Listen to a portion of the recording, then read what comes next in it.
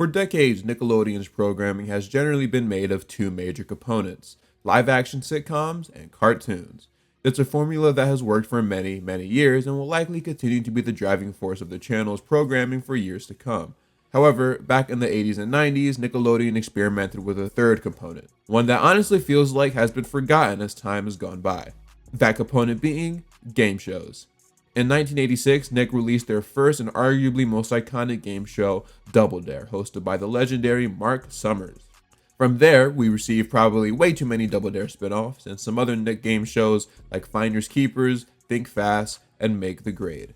After that, we reached the 90s, which to me was the golden era of Nickelodeon game shows. We had bangers like Legends of the Hidden Temple, Figure It Out, which was my personal favorite, and Nickelodeon Guts. Nickelodeon's game show output at one point in time was so high that they actually made a brand new channel called Nick Gas, which stood for Games and Sports, where all they aired was game shows and other extreme content, like Cousin Skeeter? The only Nick Gas memories that I have consist of watching Legends of the Hidden Temple in like the mid to late 2000s. Eventually, Noggin took its place in Nick Gas, along with the once consistent output of game shows came to an end. There were other Nick game shows that came out in the 2000s, but none of them lasted more than a year. However, all of that changed when a little show called BrainSurge hit the airwaves on September 28th, 2009. BrainSurge was arguably the Nickelodeon game show for an entire generation of kids, considering at one point in time there were new episodes every single day. This is a show that I have very fond memories of, and I'm sure you guys do too.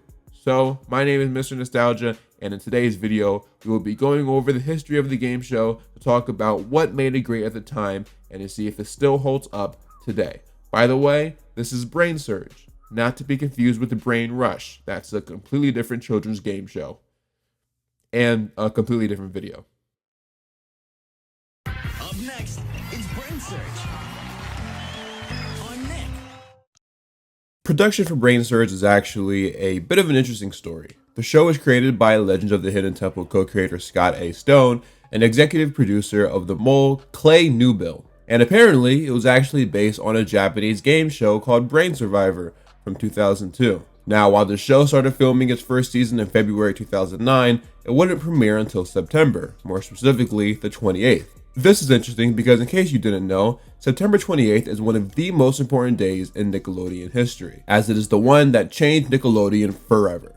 This was the day they introduced the rebrand that got rid of the Splat logo and instead minimalized it to just orange letters. You know, it was a rebrand that was all like, "Get myself ready for the nah, really want that, I want it right now. I'm gonna get it right now." I guess I'll never have a chance to talk about this like ever again, so I might as well do it now real quick. Warning, I'm gonna be off topic for like a minute. But these promos, I believe, were filmed in February, but obviously wouldn't air until September, like BrainSurge. I bring this up because in the promos that aired, there are only two shows present, iCarly and True Jackson VP. However, Victoria Justice is in these promos for whatever reason, even though Victorious wasn't out yet. I'd like to believe that this is because the filming of these promos coincided with the filming of the Victorious pilot, which also began production in February. The weirdest thing, I think, about these promos is that if you do enough digging, you'll be able to find a version of these promos featuring the Naked Brothers Band. Remember them? So while they were present for the filming of these promos, they were actually edited almost entirely out. You can see them a bit towards the end as everyone involved is getting covered with slime. There's this Nickelodeon magazine from 2009 talking about all the stars of the channel, and it's very likely that the photo taken for the cover was actually taken the same day that they shot these promos. Alright, enough about stuff that has nothing to do with BrainSurge. I just didn't think I'd have a chance to talk about that stuff ever again, so I wanted to let it rip now. Now, let's actually talk about BrainSurge. BrainSurge is described as the only game show where you don't have to know anything to win. That is because the whole theme of the game show is memorization, not knowledge. Each episode centered around 6 contestants, or as they're called, Brainiacs, as they go head to head to head to head to head to head, and compete in multiple stages of brain and memorization skills. The show was hosted by Nickelodeon legend and personality Jeff Sutphin, who was not a stranger to the channel at all. He started his Nick career out as the mascot Pick Boy from You Pick Live, and even when the show ended, he stuck around for a little bit doing things for the Kids' Choice Awards, whether as Pick Boy or just himself. After serving as a producer on Nickelodeon's very short-lived game show, My Family's Got Guts in 2008, Sutphin ended up right here as the host of BrainSurge. Look man, Jeff is an absolute legend. We gotta give this man his flowers. When we talk about the GOATs of Nickelodeon, we cannot leave this guy out. He was on the channel for over 10 years straight. So shout out to Jeff Sutphin. Anywho, each episode of BrainSurge will start off with this intro.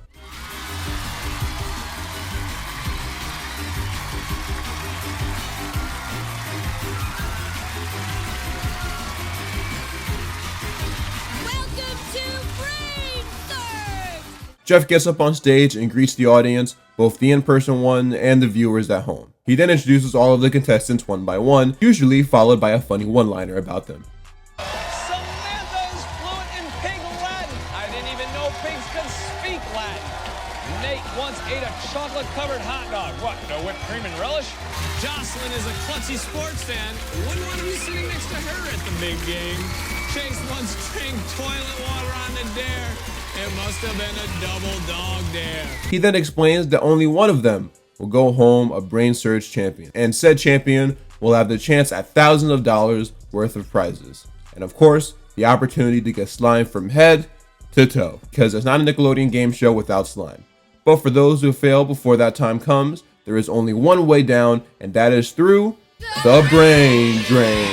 Something that I always wanted to do, and I'll never get the chance to, sadly. The foam in the brain drain is actually made out of orange scented soap and food coloring, something I learned through a Nick Extra that was only available on demand. There are a bunch of cameras equipped throughout the slide to capture a bunch of different shots of the contestant going down it. Nickelodeon game shows always had a really good set design, even when going back to the days of Legends of the Hidden Temple, but the BrainSurge set really is well done. It's one of Nick's best. The entire brain and other body part themed set pieces help bring out exactly what kind of game show this is.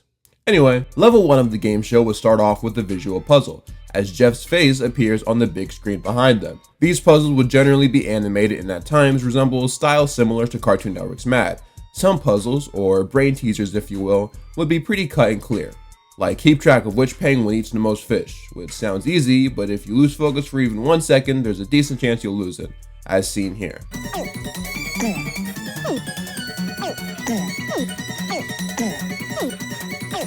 Wow, the only person to get it right is my boy Danny. Shout out to Danny, for real. I love your restaurant, by the way. No, that's Denny's. Never mind. Other questions are a little more challenging. Sometimes they don't even tell you what you're supposed to remember on your initial watch of the video puzzle.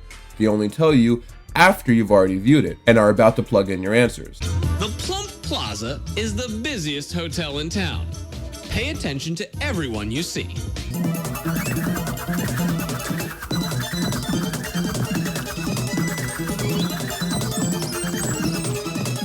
Which one is still inside the Plump Plaza? Speaking of answers, once each contestant has theirs, they are kindly prompted to punch it into the keypad in front of them in under 10 seconds. Each question in round 1 is an additional 10 points, that is until the 6th question, which was 100 points instead of 60. Although this would only end up staying around for season 1, as season 2 would drop the 40-point question, going directly from 30 to 50 points. The 4 contestants with the most points get to move on, while the 2 with the lowest scores get to go down the brain drain. If a tie were to occur, it would be broken by how quickly the contestants punch in their answers, which is honestly a very fair way to settle it. If they punch it in at the exact same time, however, then they would all be given a weapon of their choice so they could battle it out to the death. Unfortunately though, I couldn't find those episodes online, so you're just gonna have to believe me on this.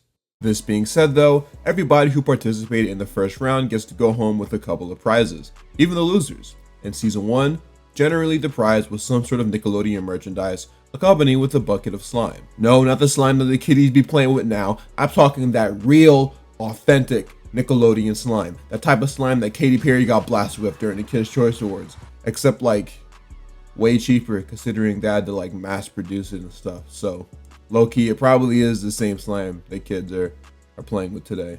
Fun fact, they actually do still make these, which is pretty sick. But hold on, let's talk about some of these other banger prizes though. There were 2 different video games that they handed out in season 1, which were SpongeBob Globs of Doom for the Wii and SpongeBob Drawn to Life for the DS. Man, y'all remember them Drawn to Life video games? I actually completely forgot about those until now, bro. That's crazy. I never actually played this game, but I remember seeing all the commercials for it and kids talking about it in school. Always felt like I was missing out. It's alright though, I was a fiend on Brain Age back then. None of y'all could have touched me. They also had a bunch of DVDs for SpongeBob, Avatar, and iCarly. Then lastly, there is a SpongeBob alarm clock that would to this day look really cool in my bedroom. Though there was a wasted opportunity to not make the actual alarm clock that he had in the show into a real thing, because I totally would have copped. Season 2 and 3 seemed to break away from the Nickelodeon heavy prizes though, as I suppose they got a budget increase. They actually kind of went all out with some of these prizes. A 3-piece drum set, a whole karaoke system, some camping equipment. Actually, I take it back. That one's kind of lame. They were, however, handing out whole scooters though, which is sick. Me personally, I would have probably wanted a skateboard because, well, you know why. But bro, arguably the coolest prize that they were hanging out in round 1 was a whole Nintendo DS Lite. In the first round, dude, that's nuts. I would have just hopped on that show just for that. But yeah, some of these prizes were super cool, man. It would have made losing in the first round feel a little sweeter. Man, they should have handed these out to Tracy McGrady since that's all he did in his career. And yes, before you ask, the prizes were legitimately sent to the contestants. Only thing is though, it wouldn't reach them until like at least a month after the episode aired. So considering the episode was filmed at least 6 months before the episode aired, and the prize wouldn't come until another month basically, you more or less would have to wait 7 or 8 months for it, sometimes even more. This is backed up by a YouTube video that I saw online that is no longer available for whatever reason. Anyway, after the losing contestants go down the brain drain, Jeff would briefly talk about what was to come in level 2, but not before leading us to a commercial break. So, I might as well do the same thing since I'm done with level 1. Up next, more BrainSurge Let's go! on Nick. Now here's more BrainSurge on Nick. Level 2 of BrainSurge starts off with Jeff getting to know each contestant. I guess beforehand, Jeff would ask the contestants for information or fun facts about them to use for this segment because that's what he ended up using for it. Generally, it would be something quirky or fun like, Isaiah, I understand that you had an embarrassing incident playing kickball? I went up to kick the ball for kickball and I slipped and my pants fell down and the whole school saw it. Oh no. Did you at least have clean underwear on? Yes. Okay. and other times they would actually be follow-ups of whatever line they used to introduce the contestant.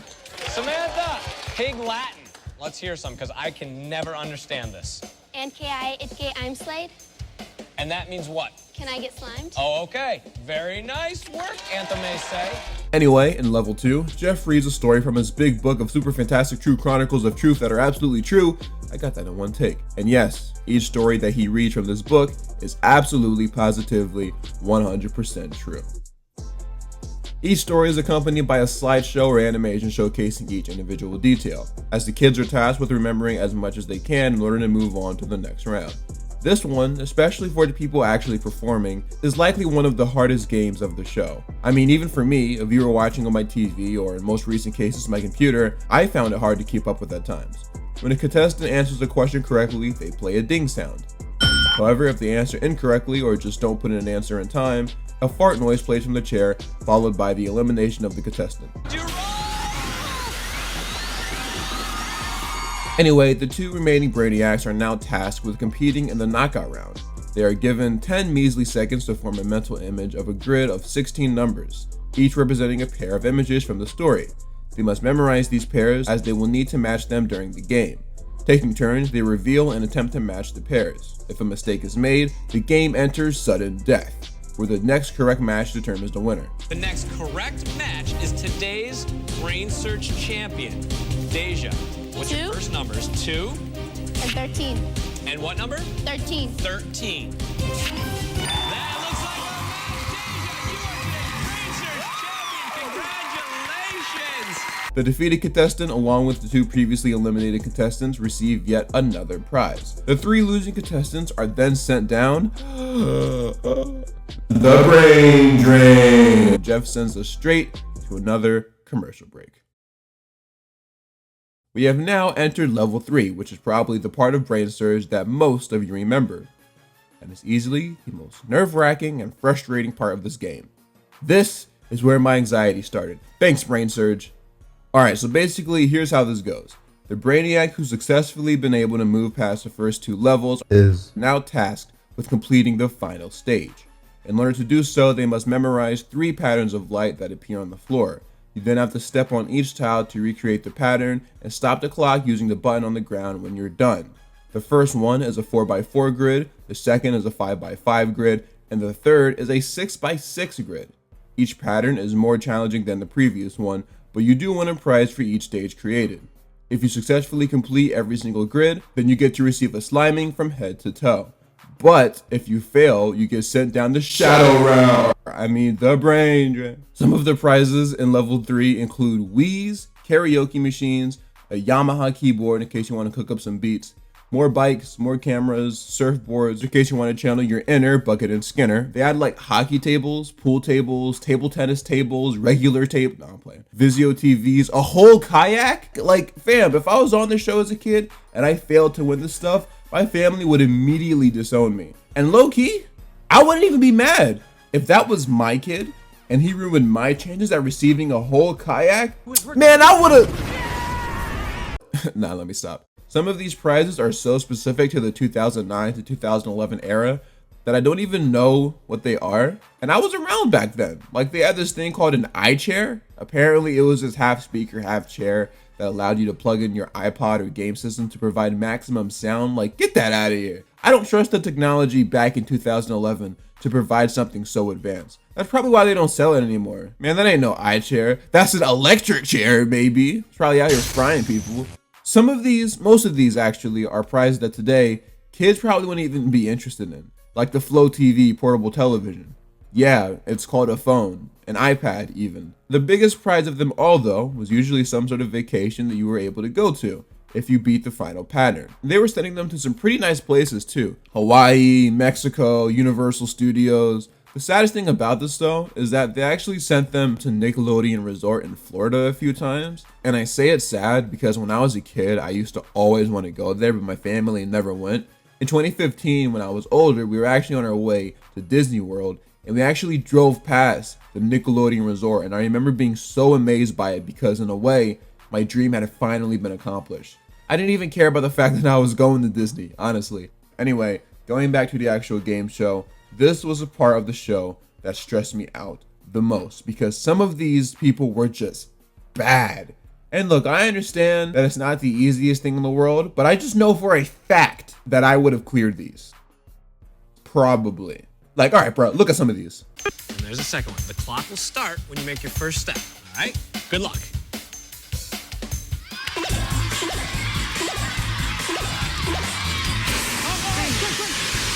You're so close. This means I got it. Oh no!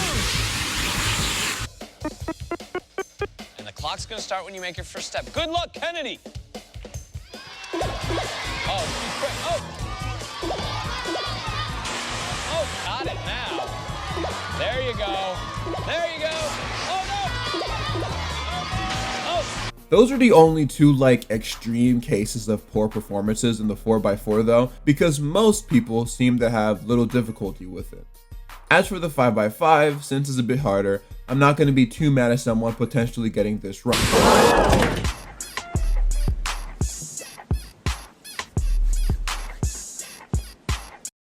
We'll be right back.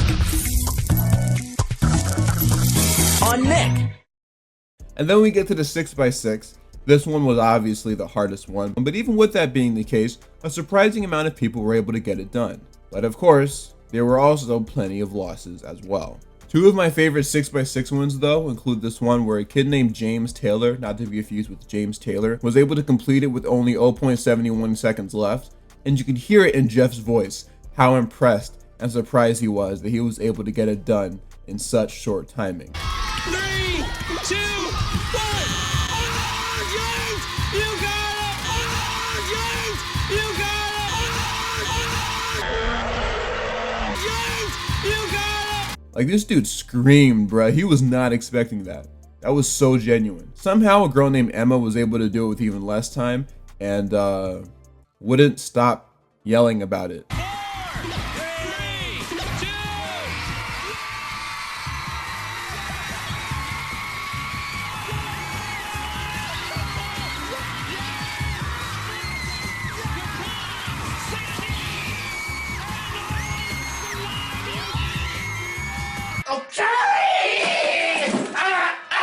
Understandably so, it is two different things when watching the show live from the TV versus actually participating in it. It's easier to memorize something when there's less pressure to perform. With that being said, I'm still obviously built different, you know? I'm sure I miscounted at some point, but it seems like 54 people were able to win everything.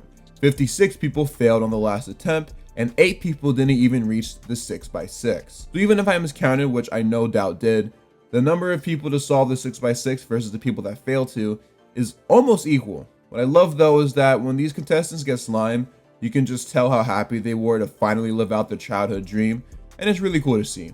Every kid wanted to get slimed back then. It's even some adults out there that still probably want to get slimed. As for contestants that didn't get their patterns correctly, well, there's only one way out. Come on down! Here he comes! Nice style points! He's out of here! Regardless on if the episode ends with a winner or a loser, we can always expect an energy-filled outro by the host himself, Jeff Sutphin, when he says goodbye to us children watching the TV and tells us that there will be more BrainSurge action in the future. He then shouts out Mayfield, New York, which apparently is where he's from.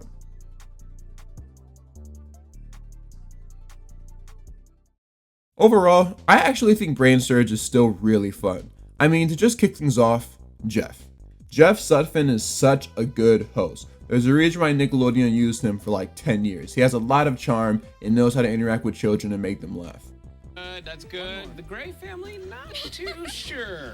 Either that or he just really likes the taste of his fingernails. All right, $1 gazillion to anyone who can correctly guess the weight of my head. 100 pounds. Million pounds. 10 pounds. Oh, I'm sorry, it's 10 gazillion pounds. Nobody gets the money. All right, I'll tell you what I liked about that puzzle was the fact that Joby had enough time to get his answer in and then do a little dance afterwards. Jacoby, show me that dance you were doing. There it is. Yeah, that's what I'm talking about. Jeff is like the cool teacher that all the kids loved having at school. His personality fits the tone of the show perfectly, and his comedic timing was usually always on point. As for the games themselves, most of them were still kind of challenging, honestly. Granted, it's still a kids show, so you couldn't do anything too challenging, but having everything be 100% memory-based instead of knowledge-based definitely helped create a middle ground between all of the contestants. It's challenging enough to not have everyone be really good at the game, but it's not too challenging to the point where it's not a fun watch. Even as an adult, I still find some of these to be pretty hard. I think the one that I'd probably struggle with the most is definitely level 2, where you have to remember as much as you can from a story as possible. That one would definitely get to me because I got ADHD, so while he's telling the story, I'd probably be thinking about something entirely off topic, like, why was Shaggy randomly wearing a red shirt in some of the Scooby-Doo episodes? But nah, for real though, super creative game show, and I enjoyed the binge watch of it, where it was both entertaining and nostalgic. Now you'd think this is where the video would end, right? That I managed to cover everything that I needed regarding this wonderful game show.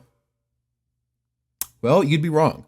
One of the most notable things about BrainSurge is that occasionally, like most game shows, there would be different variations and themes for specific episodes from time to time. One of the most popular examples of this is when they would have the Nickelodeon stars appear in the game show.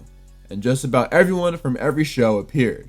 Throughout the run of the series, they had all 4 members of Big Time Rush make an appearance, plus Ciara Bravo and Steven Glickman. Yes, this is where that James dancing meme came from. He just keeps dancing too. I don't know why he was so happy today, but alright. We also surprisingly get appearances by the Naked Brothers Band members Nat and Alex Wolf. I say surprisingly because by the time this episode aired, the Naked Brothers Band was no longer making new episodes, and from what I could find, I don't even think they were airing reruns at that point.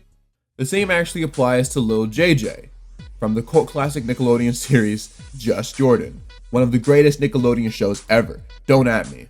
There was also Lily Collins, daughter of Phil Collins. Now you might know her from stuff like Emily in Paris or Mirror Mirror, but before all of that, she was actually on Nickelodeon. Lily became a Nickelodeon personality, meaning that although she worked for the channel, and you see her often during the late 2000s, especially in promos and stuff, she was never actually on any sitcom. Matter of fact, there were even some promos that were made to advertise BrainSurge around the time it was first airing, where she interviewed Jeff. Those two, along with Lil JJ, would appear on Nick during special events like the Kids' Choice Awards, or this thing called Kids Pick the Presidents. Victoria, Leon, Danielle, Avin, Liz, and Matt from Victorious all made appearances as well. They even had Ariana Grande on the show. You know, back when she was still white. Jerry Trainer, Miranda Cosgrove, Jeanette McCurdy, Nathan Kress, Noah Monk, and even Reed Alexander from iCarly all made appearances, with Jeanette doing it 3 times and Nathan doing it 5 times. What's funny is I'm pretty sure Nathan actually has the record for most celebrity appearances on BrainSurge. It seems like he genuinely enjoyed being on the show. Though I do feel like part of the reason why he kept coming back is because he kept getting eliminated and desperately wanted to win. And so finally, in the show's last season, he was able to become a BrainSurge champion with the help of Noah Monk. 2 and 15. And 15 for the win.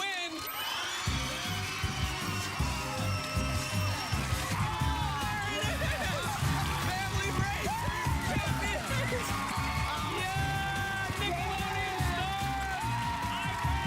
From the troupe, we had Nick Purcell and Gage Golightly. We also had the 3 main leads from Super Ninjas, who for whatever reason were all on the same team together, even though there were only supposed to be 2 to a team. Taylor Gray and Dylan Lane from Bucket and Skinner, Natalia Ramos and Jade Ramsey from House of Anubis, Baby, this is Kiki Palmer, Ashley Argota, and Matt Shively from True Jackson VP. Alright, so fun fact about Matt Shively.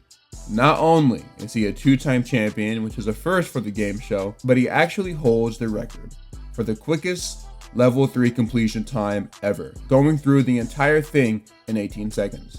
Take a look. Path. All right, this is very doable. 80 seconds left on the clock. All right, Matt, do it up. Here he goes. He is making quick work of this.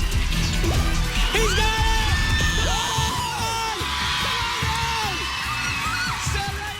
Now, with that impressive performance in mind, I got something crazy to tell y'all. According to Matt himself in a podcast from a few years ago, he was, let's just say he wasn't quite on this planet when he did that. It gets even crazier though. So in Matt's 3rd BrainSurge appearance, the producers realized that for whatever reason, he's just really good at BrainSurge. So they actually asked him to basically lose on purpose, which is kind of funny.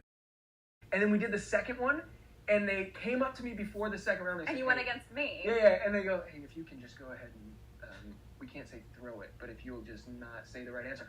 And they thought I was so good at this that I said the wrong answer and sat down, and they rang it correct, and I was like, and they're like, oh wait, hold on, time it, cut. Let's go back, say the same thing, and then I got out. Yeah. There were also some other guest contestants on the show. There was an episode about Nick and Night Stars, which featured Terry Crews and a bunch of other people that I've never heard of. A WWE night featuring wrestlers like The Miz, Kofi Kingston, who was actually in an episode of Kicking It, and some other people. And who could forget the episode that starred Anthony Anderson, DJ from Full House, Joey Fatone from Insert Boy Band Name Here, whoever Vanessa Williams is, and the legend himself, Larry King. And considering he was very old at the time of this recording, they did not send him down the brain drain. There was one week where they had guest hosts, such as Jordan Sparks, Tom Kenny, aka the voice of SpongeBob, Tony Hawk, and Natalie Coughlin. Who is Natalie Coughlin? Oh, she's a swimmer. Cool.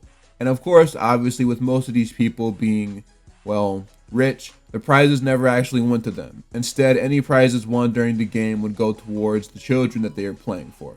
On top of everything else, there were some non-guest star special episodes like Boys vs. Girls Week, Brothers vs. Sisters, which is almost the same thing, and probably one of my favorites, Twins. This one was especially cool to me because the final Brainiacs left were actually one of the twin pairs. I'd like to think that even to this day, the twin that won uses it as bragging rights.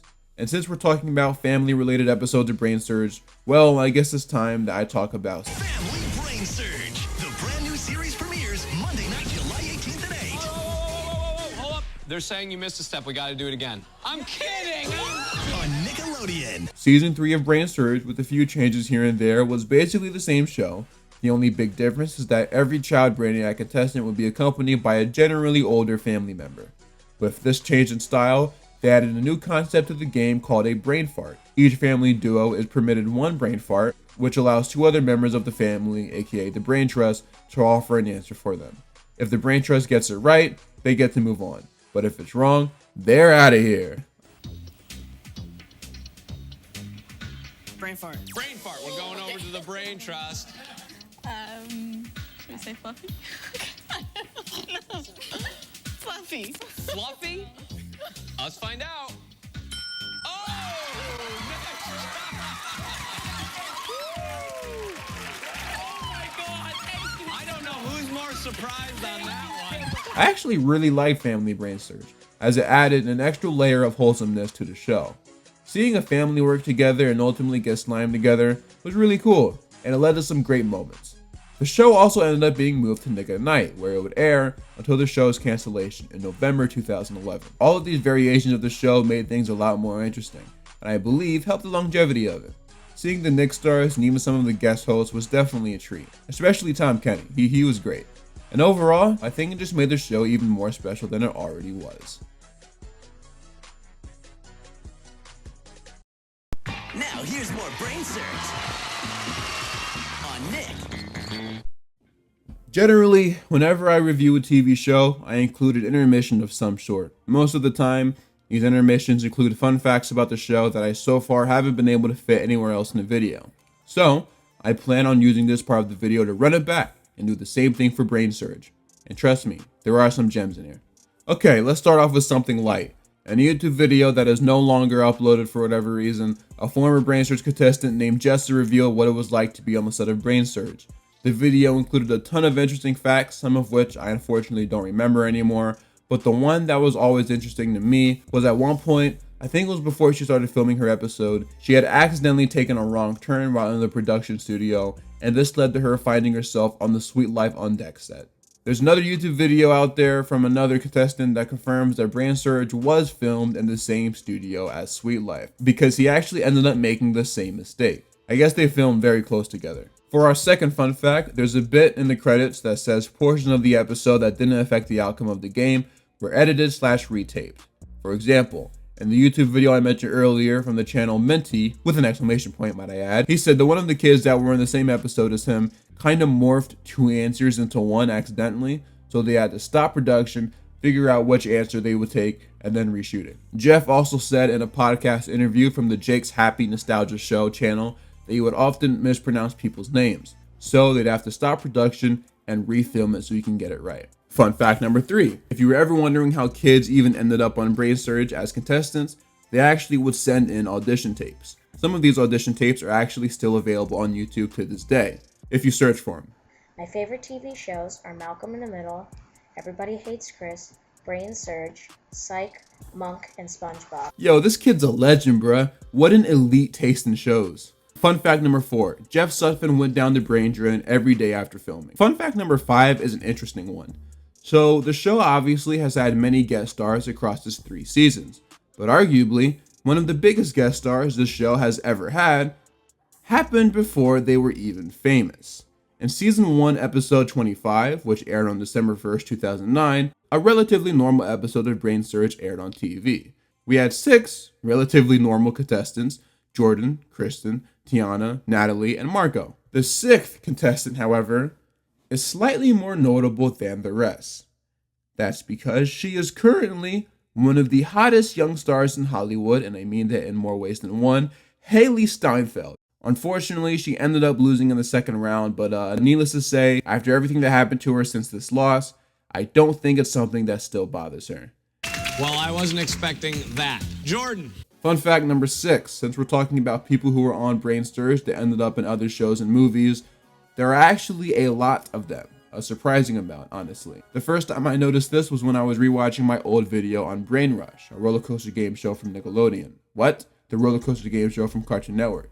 And realized that there was this face on the show that I just knew I had seen somewhere else, but I just couldn't land my finger on it. As it turns out, a brainiac named Darnell somehow got to be on both shows, which is funny considering how similar their names are and how close they aired together. There was one brainiac named Patrick that managed to appear on BrainSurge, Cartoon Network's Destroy Build Destroy, Disney Channel's 3-Minute Game Show, and The Hub's Family Game Night, which is a show that I completely forgot about. I mean, he was on game shows on every major kids network. That's nuts. A girl named Megan appeared on BrainSurge in season 1 and actually ended up becoming a lead on the next show, Make It Pop. How cool is that? And speaking of contestants that ended up on kids sitcoms, Adam Irigoyen from Shake It Up was on BrainSurge a little before the series premiered on Disney Channel. The last fun fact that I have pertains to the mystery of the first ever episode of BrainSurge, an episode that was made but never actually aired on the channel, or anywhere for that matter. So basically, in what is believed to be February 2009, the first ever episode of BrainSurge was filmed. However, not only did the episode never air, but it apparently was never even edited. The reason why is actually very interesting. Basically, the first ever taping of the show went so horribly wrong that I guess they deemed it to be unsalvageable. Allegedly, the episode took 13 hours to film due to a bunch of technical issues. On top of that, the live audience wasn't allowed to get up for food or water, which is absolutely insane. Interesting enough though, they actually ended up refilming the episode a few months later, almost exactly like how it was before. They invited most of the kids that were in the first one back, except for one kid who was replaced by a contestant named Skylar. And yeah, that's the end of the fun facts. Thanks for watching. Coming up on Nick, it's SpongeBob. Now here's more BrainSurge. I wish I could say that BrainSurge had a significant impact on Nickelodeon and kids' entertainment, leaving a lasting impression on millions of children, and still being a frequent topic of conversation today. But nah, bro, that junk got canceled. Yeah, so the show was canceled in late 2011, and Sutphin had moved on to host the Figure It Out revival of 2012. Y'all remember that? The final legs of BrainSurge's run is a bit weird, because the last 10 episodes of season 3 aired on Nicktoons, which is where Nick used to send shows to die, from April 28th, 2014 to May 9th, 2014. And the show would finally stop airing on TV in July of that same year. What's even stranger is that due to some copyright issues, there isn't a single episode of BrainSurge available on streaming. Now, the concept of episodes of a show not being able to stream anywhere due to licensing issues isn't a foreign concept. However, in the case of BrainSurge, apparently the show's lack of streaming is actually due to the production companies fighting for distribution rights on this show.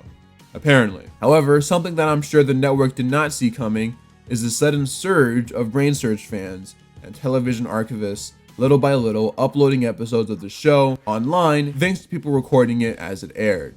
While it is true that there are still a decent amount of episodes that haven't been found and might end up staying as lost media, most of the series is online to some capacity. Some episodes are available in pretty decent quality via TV rips, some of which even contain the original commercials that aired with the episodes, which was pretty cool to experience during my rewatch. Man, y'all remember that I wanna go to Friendly's commercial? I was fire. Zizzy mozzarella and dipping chicken too. Hey, these burger sliders and soda that is blue gang banners at the time. Alright, sorry. I actually found out that Friendly's isn't even like available everywhere in the US, so some of y'all probably have no idea what I'm talking about. Other episodes have only been uploaded by fans who recorded the episodes on their phones or whatever cameras they use.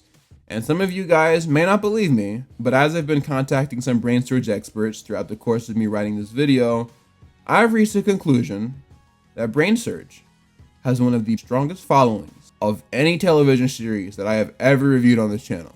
Seriously. I could not have made this video as detailed as it is without the help of the BrainSurge community. I mean, they know everything about this show. They have data about it that is so incredibly detailed that I wish every fan base was this passionate about their respective shows. So before I go any further with this video, I would like to shout out the BrainSurge community for helping me put together the pieces needed for this video. Specifically, people like Nickel Mickle, aka Nostalgia, Shag Moose, Race Olympics, Fantby Ken, and I am not Mario Kasim. I must reiterate that he is not Mario Kasim. I don't even know who Mario Kasim is, but I know for a fact it is not this guy. And really, anyone else that has contributed to the BrainSurge hunt, thank you. You're the real MVP. So, where does that leave BrainSurge discourse in 2024? Well, aside from an extremely devoted cult fan base, BrainSurge is the kind of show that everyone who watched Nick around this time should remember. I mean, after all, it aired basically every day, oftentimes before and after their most popular shows. It was even scheduled to air at 4:30, which was the perfect time because kids would generally come home from school and turn on Nickelodeon to watch something. It's just one of those memories that everyone has, but can only be activated upon seeing something that for whatever reason reminded you of it. It's not one of those shows like I don't know, Just for Kicks, where it's super obscure and nobody remembers it. No, I feel like if you talk to people that were watching Nick around this time, they would definitely remember it after you mentioned the words brain drain, or show them an image of the tile puzzle from level 3. It's not a very forgettable show, it just isn't. I think if it was available to stream, then we would see a lot more people talk about it nowadays, but unfortunately it's not, so we're kind of just stuck with this distant memory. As for the show itself, I do think it's held up well. It's still a good watch. It has a great balance of being challenging, but not too challenging, which no doubt helped its kid audience and contestants. Who knows, maybe one day we'll see the show added to a streaming service in the future. But for now, it looks like BrainSurge, the game show about memory, will have to remain a memory. I kind of cooked with that one, I'm not gonna lie, wasn't that kind of fire? Anyway, what I want to know is your thoughts on BrainSurge. What level did you want to compete in the most? And would you rather get slimed or go down the brain drain? Let me know in the comments below. Real quick, I just wanted to say thank you for the support on my kicking the video. It means a lot, truly. Don't forget to subscribe if you're new, and until we meet again, my name is Mr. Nostalgia, and I'm out for now. Peace.